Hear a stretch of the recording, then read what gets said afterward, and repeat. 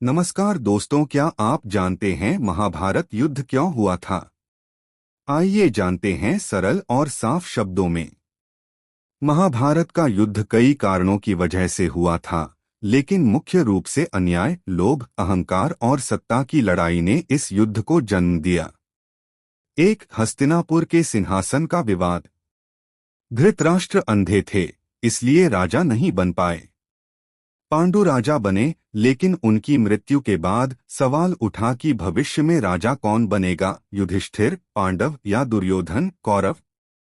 राजगद्दी पर अधिकार को लेकर झगड़ा बढ़ता गया।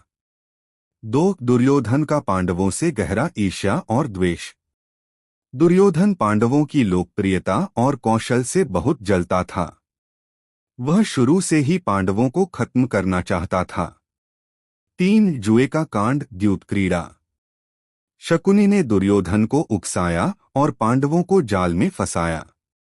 युधिष्ठिर ने जुए में राज्य, धन, अपने भाई, यहां तक कि द्रौपदी तक हार दी। द्रौपदी का अपमान, द्रौपदी चीरहरण युद्ध का सबसे बड़ा कारण बना। चार, राज्य वापस न देना। 13 साल के वनवास और अज्ञातवास के बाद पांडवों ने केवल अपना अधिकार मांगा। भगवान कृष्ण ने भी कौरवों को समझाया कि कम से कम 5 गांव ही दे दो, लेकिन दुर्योधन ने कहा, सुई की नोक जितनी जमीन भी नहीं दूंगा। यह अहंकार युद्ध की ओर ले गया। 5, अधर्म बढ़ चुका था। महाभारत का युद्ध असल में धर्म और अधर्म का संघर्ष था। कौरव पक्ष में छल, कपट, अन्याय और अत्याचार बढ़ चुका था।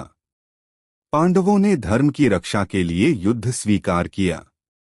निष्कर्ष, मुख्य कारण। महाभारत का युद्ध इसलिए हुआ क्योंकि 1, राजगद्दी की लड़ाई। 2, दुर्योधन का घमंड और ईर्ष्या। 3, द्रौपदी का अपमान। 4, समझौते का लगातार इनकार। 5, धर्म की रक्षा करने की आवश्यकता।